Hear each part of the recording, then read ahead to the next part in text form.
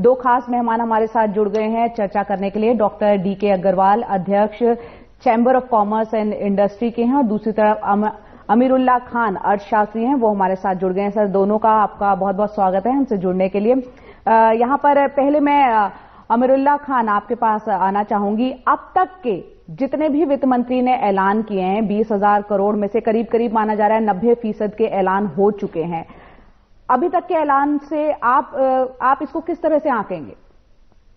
जया, अभी तक जो ऐलान हुए हैं उसमें अगर आप ब्रॉडली देखें तो कोई गलत ऐलान समझ में नहीं आता, लेकिन दो मसले हैं उसमें। एक, उसकी मैथ्स पता नहीं कहीं से गड़बड़ाई हुई है, क्योंकि अभी तक समझ में नहीं आ रहा है कि कितने पैसे अलॉट हो चुके। एक अंदाजा ये है कि 90% हो चुके हैं। अगर 90% हो चुके हैं तो इन 90% में ये जो आज का मसला है अपने सामने, जो बड़ा प्रॉब्लम हमको नजर आ रहा है, उस पर कितना आउटले हुआ है। और उसमें अगर आप देखें तो ये 4 प्रेस कॉन्फ्रेंसेस में सिर्फ एक बार फाइनेंस मिनिस्टर ने कहा कि सोशल इंफ्रास्ट्रक्चर को हम कुछ मदद करेंगे। वो क्या मदद करेंगे, जब आप उसको गहराई से देखें तो उसमें बस ये हुआ है कि वायबिलिटी गैप फंडिंग 20% से 30% हो गई है। उसके अलावा ये जो हमारे सामने इतना बड़ा मसला मंडला रहा है, उसको एड्रेस किया ही नहीं। तो मुझे जो बेसिक ऑब्जेक्शन है या बेसिक जो मुझे परेशानी खाई जा रही, वो ये कि अगर ये 20 लाख करोड़ प्राइम मिनिस्टर ने अनाउंस किया है कि ये कोरोना की लड़ाई के लिए है, तो इसमें से कुछ भी कोरोना की लड़ाई के लिए समझ में नहीं आ रहा है। यानी आपने स्पेस सेक्टर ओपन कर दिया, डिफेंस सेक्टर ओपन कर दिया, लेबर लॉस बदल दिए, इससे कोरोना का क्या ताल्लुक है?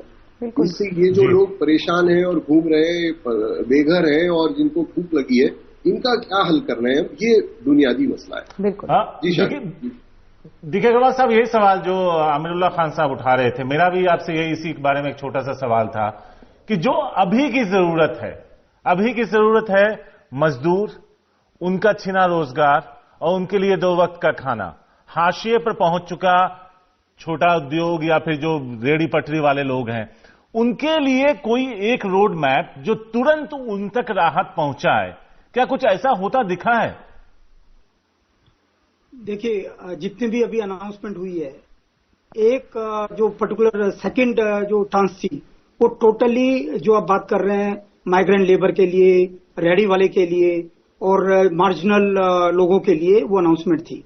तो उसमें जो माइग्रेंट लेबर के लिए जो ये था कि जिनके राशन कार्ड है या नहीं है, उनको 5 किलो राइस या 5 किलो व्हीट और 1 किलो चना उन सभी को मिलेगा। तो आई थिंक कहीं ना कहीं गवर्नमेंट ने अपने पूरे एफर्ट्स किए हैं। और दूसरा, जो स्टेट गवर्नमेंट का जो डिजास्टर रेस्पॉन्स फंड है, उसमें 11,000 करोड़ रुपए जो सेंटर ने दिए थे, और उसको सेंटर ने बोला है कि आप स्टेट गवर्नमेंट को कि आप इसको आप यूज कर सकते हैं माइग्रेंट लेबर के बेनिफिट के लिए। तो मेरा मानना है कि पूरा रेस्पॉन्स गवर्नमेंट ने दिया है। बाकी मैं जो इस पैकेज के बारे में कहना चाहूंगा, जो 20 लाख करोड़ का पैकेज था, इसमें से 8 लाख करोड़ रुपए का तो पहले ही काम हो चुका था। आरबीआई ने जो मेजर अनाउंसमेंट की थी, और 1,17,000 करोड़ का जो गरीब कल्याण योजना में जो फाइनेंस मिनिस्टर ने पैकेज दिया था, उनको सबको मिला के 8 लाख करोड़ का पैकेज पहले ही जा चुका था। और उसके बाद लगभग 10 लाख करोड़ का पैकेज अभी तक आया है। और जैसा कि अभी बोला गया कि आज हमारी काफी उम्मीदें हैं इंडस्ट्री को भी बेनिफिट मिलने की, और इवन जो सेक्टर जो सबसे ज्यादा अफेक्टेड सेक्टर है, हॉस्पिटैलिटी और आपका ये travel tourism sector, even automobile sector, जिसकी हम अभी कोई बात नहीं कर रहे हैं, बट मेरे हिसाब से automobile sector, real estate sector, ये भी काफी अफेक्टेड सेक्टर है। तो मेरा मानना है कि गवर्नमेंट की जो पहली प्रायोरिटी थी, जो मार्जिनल फार्मर्स हैं, जो मार्जिनल लोग हैं, पुअर हैं, नीडी इस समय हैं, जो माइग्रेंट लेबर है, उनके लिए गवर्नमेंट ने पहले भी किया और अभी भी स्टेट गवर्नमेंट के थ्रू भी वो इसका पूरे एफर्ट्स कर रहे हैं। और साथ के साथ जो अनाउंसमेंट्स करी है, जैसे रेहड़ी वालों के लिए उन्होंने किया कि 10,000 रुपए का लोन सभी को मिलेगा, लगभग 50 लाख जो स्ट्रीट वेंडर्स हैं उनको इसका बेनिफिट होने वाला है। ऐसे ही जो छोटे उद्योग हैं, उनको 2% का इंटरेस्ट सबवेंशन उन्होंने 1 साल तक के लिए कंटिन्यू किया है। आई थिंक ये भी एक अच्छा स्टेप है। तो गवर्नमेंट ने कहीं ना कहीं जो इस तरह का तबका है, जो जिन लोगों को सबसे ज्यादा जरूरत है और जो सबसे ज्यादा अफेक्टेड है, उनको उनकी प्रॉब्लम को एड्रेस करने की पूरी कोशिश की है। मिलेगा, पहुंचेगा, देखिए यहाँ पर इस पर हम चर्चा जारी रखेंगे। घोषणाएं कई हुई है, लेकिन जमीनी स्तर पर कितना दरअसल फायदा पहुंच रहा है, और जो घोषणाएं हुई है ज्यादातर माना जा रहा है वो लॉन्ग टर्म यानी आगे भविष्य के लिए। हमारे दो मेहमान हमारे साथ बने हुए हैं, सीधे उनके पास चलते हैं। आमिरुल्लाह खान हैं अर्थशास्त्री, उनसे एक छोटा सा सवाल है। आमिर साहब, अग्रवाल जी कह रहे थे कि काफी कुछ किया गया है, 5 किलो अनाज, 1 किलो चना। मुझे नहीं लगता कि यह बहुत ज्यादा काफी है, लेकिन क्या जमीन पर मिला, इस पर भी सवाल है। मेरा सवाल आपसे दूसरा था। मेरा सवाल यह था कि मिडिल क्लास भी एक उम्मीद लिए बैठा है, क्योंकि वो तबका सैलरीड होता है ज्यादातर, और उसमें से भी कईयों की, एक बड़े तादाद में लोगों की नौकरी गई है या फिर उनका पे कट हुआ है। उनके लिए क्या कुछ होगा? अभी तक तो इसका कोई अंदेशा नहीं लगता, क्योंकि कुछ अनाउंसमेंट तो हुआ नहीं। देखिए, अगर आप और मुल्कों में देखें, जैसे मैं इंग्लैंड, यूके की मिसाल दूं, वहां पे क्या किया गवर्नमेंट ने कि जैसे डेंटिस्ट हैं, अगर आप डेंटिस्ट हैं तो आपको आपके अगले साल की इनकम का 80% अमाउंट ट्रांसफर कर दिया गया, ताकि आप अपने स्टाफ को पे कर सकें। तो इसी एक बड़ा मसला अब ये हो गया है कि लोगों के पास, जो छोटे उद्योग वाले हैं या मिडिल क्लास हैं, उनके पास पैसे नहीं है कि वो या किराया दे या अपने मुलाजमीन को तनख्वाह दे। ये ट्रांसफर हुआ गवर्नमेंट का। हमारे पास यही मसला बड़ा रहा है कि हम हरगिज ये नहीं कर रहे हैं कि हम लोगों के अकाउंटों में पैसे ट्रांसफर करें। अमेरिका में देखें आप, हर आदमी को जो एक लेवल के नीचे है, उसको $1200 से $2100 ट्रांसफर किया जा रहा है। हमको चाहिए था कि ये करते। देखिए, हमारे पास सबसे बड़ा मसला, और हमारे पास एक ही मसला है अब, और वो मसला है इस डिजीज और इसके जो इम्पैक्ट है उसको सॉल्व करना। हमारे पास बहुत जिंदगी पड़ी है कि हम लेबर लॉ भी चेंज कर लें और कोल माइनिंग के लॉज भी चेंज कर लें और स्पेस सेक्टर भी इंप्रूव कर लें। तो शारिफ, आप जो कह रहे हैं वो हमें ये जरूरी है कि वो जो मिडिल क्लास जिसकी नौकरी चली गई है या खतरे में है, उसको हम कुछ ऐसा 3, 4, 6 महीने के लिए आत्मनिर्भर हो, वही वर्ड यूज करूं, और उस पैसे को वो इकोनॉमिक स्टिमुलस में तब्दील करें। अगर हम ये इस तरह से इनडायरेक्टली लोन की तरह से डिस्ट्रीब्यूट करेंगे तो ये तो हरगिज नहीं पहुंचेगा। हम समझ ही नहीं रहे कि हमारा अहम और इमीडिएट मसला क्या है। हमारे अमीरुल्लाह खान, जो आपने बात की कि लोन की तरह से दिया जा रहा है, यही बात राहुल गांधी कह रहे हैं कि जब माँ जो है वो अपने बच्चों को जब मदद करती है वो उनको कर्ज नहीं देती है, ये बात उन्होंने कही। अग्रवाल साहब, आपसे समझना चाहेंगे, हम छोटे और मझोले उद्योगों की बात करें, यहाँ पर 3 लाख करोड़ का अतिरिक्त कर्ज लेने के लिए कोलैटरल फ्री की बात की गई थी। हम जानते हैं मजदूर जो है पलायन कर रहे हैं, बहुत से लोगों की नौकरियां चली गई हैं, और आय नहीं होगी लोगों की तो जाहिर सी बात है खरीदार भी नहीं होंगे। तो वो जो अतिरिक्त लोन है उसका इस्तेमाल कैसे होगा? देखिए, जो अभी सबसे बड़ी बिजनेस की प्रॉब्लम थी वो लिक्विडिटी की थी, क्योंकि इन 2 महीने के अंदर जो पिछले लॉकडाउन के हमें अभी गए हैं, इसके अंदर कोई सेल नहीं हुई और कलेक्शन भी जो कस्टमर से वो नहीं आया, कोई प्रोडक्शन नहीं हुआ और खर्चे आपके बरकरार रहे। तो कहीं ना कहीं लिक्विडिटी की एक बहुत बड़ी प्रॉब्लम थी, और इतनी प्रॉब्लम थी कि मार्च की सैलरी देने के बाद अप्रैल की सैलरी देने के लिए लोगों के पास पैसे नहीं थे, बिजनेस के पास। तो ऐसे टाइम में एक तरीका ये हो सकता था कि आप सैलरी गवर्नमेंट डायरेक्ट एम्प्लॉइज को दे दे या 75% रिएम्बर्स कर दे बिजनेसेस को। गवर्नमेंट ने ऐसा नहीं किया, उन्होंने लिक्विडिटी बिजनेसेस को दी है। और जो ये 3 लाख करोड़ की जो स्कीम आई है, इसके अंदर जो भी आपका 29 फरवरी 2020 को जो आपका लोन आउटस्टैंडिंग था, उसका 20% तक आपको लोन एक्स्ट्रा मिल सकता है as a emergency credit line. तो मेरा ये मानना है कि ये भी एक बहुत अच्छा कदम है, क्योंकि बहुत सारी चीजें जो इस गवर्नमेंट ने अभी करी है, पॉलिसी रिफॉर्म्स, उसके साथ साथ लिक्विडिटी देना और उसके साथ साथ कुछ रिलीफ भी देना, तो ये एक बड़ा जुडिशियस मिक्स था। और जो ये 20 लाख करोड़ का जो पैकेज की हम बात कर रहे हैं, इसमें से अभी हमने जो हमारी एक रफ कैलकुलेशन है जिसके हिसाब से 4 लाख से 4.5 लाख करोड़ का कैश गवर्नमेंट की एक्सचेकर से जाएगा। तो मेरा मानना है कि एक इकोनॉमी जिसमें 85% पब्लिक डेट है जीडीपी का, और ऐसे केस में आपको बहुत तरीके से चलना पड़ेगा।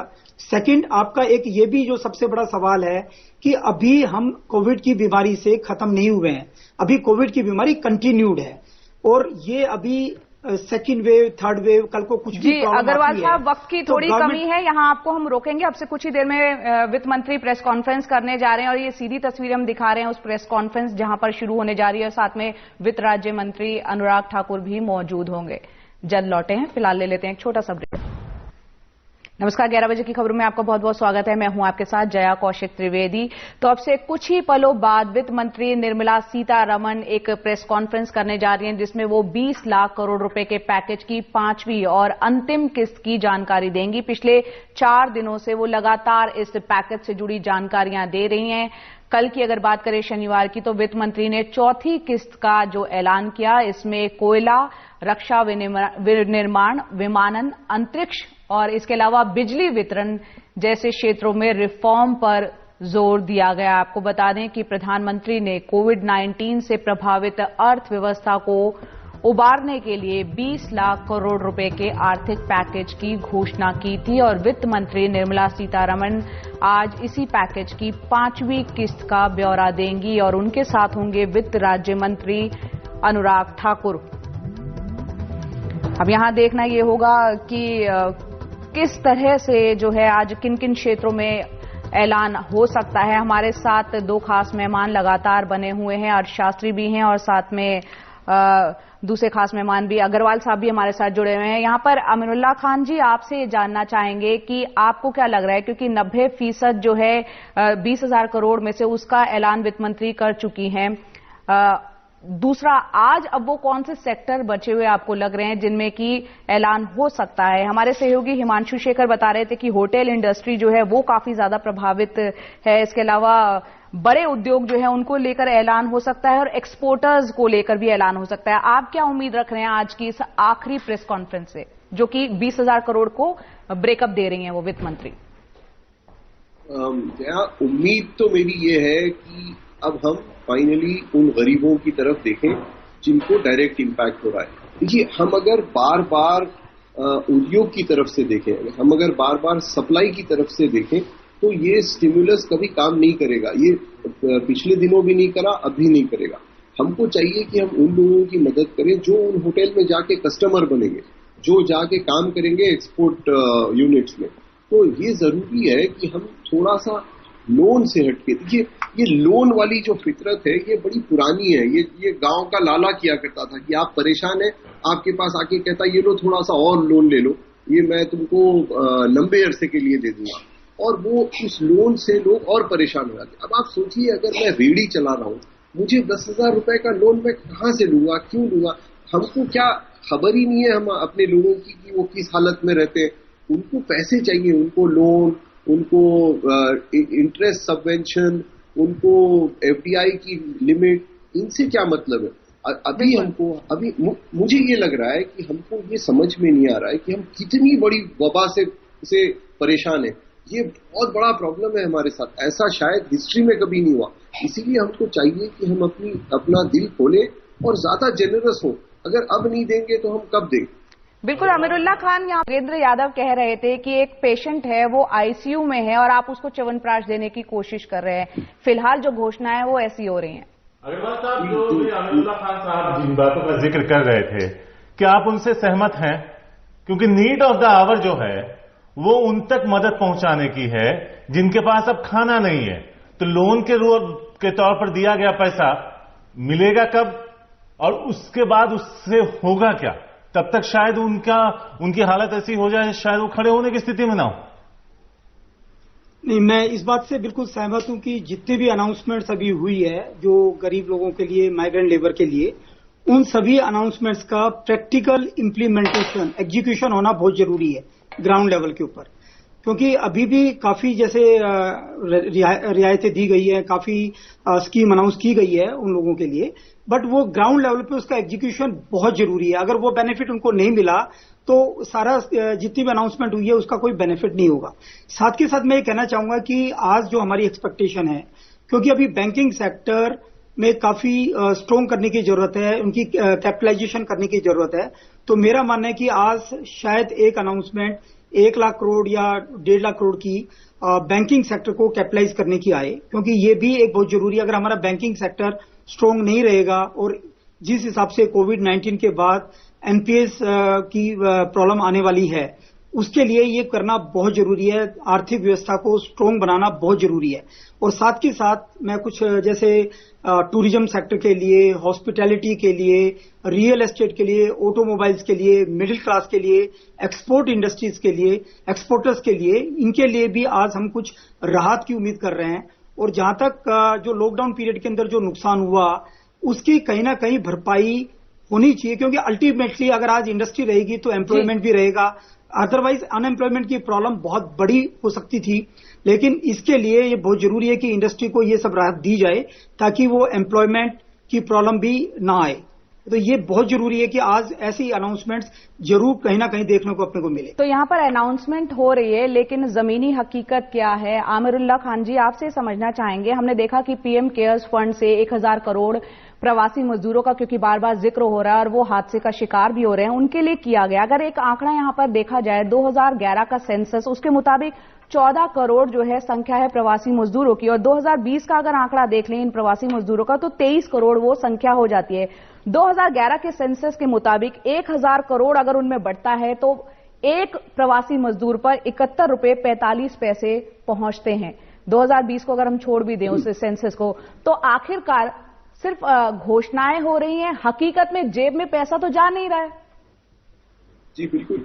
और अगर आप एनएसएस के डेटा से देखें तो ये साफ जाहिर है कि तकरीबन 8 से 9 करोड़ मजदूर जो है वो उसकी नौकरी चली गई है और वो स्ट्रैंडेड है हर जगह पे। अगर आप इन मजदूरों को चावल दें, ये हमने जाके देखा भी है, लोग कह रहे हैं सर अगर आप हमको चावल बांट देंगे हम इसका करेंगे क्या? उनके पास ना चूल्हा, ना पानी, ना तेल, वो करेंगे क्या? हमको चाहिए था कि हम 1000 किचन बना देते अभी तक, उसमें कितना टाइम लगता। देखिए मुझे ये लग रहा है कि हम कहीं पे ये समझ रहे हैं कि ये बजट सेशन चल रहा है और जो बातें हम बजट सेशन में करते थे एनडीटीवी के पैनल में, वही बातें हम फिर से कर रहे हैं कि किसका अलॉटमेंट, कितना अलॉटमेंट किसको हुआ। वो अच्छी बातें हैं और वो करनी भी चाहिए, वो फरवरी में करनी चाहिए। अब हमें मसला सिर्फ ये है कि वो जो बेचारे लोग बिल्कुल परेशान हाल है, जिनके पास वाकई खाने को नहीं है, जो पैदल चल रहे हैं, जिनके लिए मद्रास हाईकोर्ट के जज ने कहा है कि मैं रो रहा हूं पैनल पे बैठ के, उनकी बात करें हम और बातें क्यों कर रहे हैं? हम मुझे कल आमिर साहब और अग्रवाल साहब, आप दोनों को यहां रोकना चाहेंगे। वित्त मंत्री निर्मला सीतारमन उस प्रेस कॉन्फ्रेंस में पहुंच चुकी हैं जिसका इंतजार किया जा रहा था और ये उत्सुकता भी है कि आखिर वो आज किन क्षेत्रों को राहत की खबर करेंगे।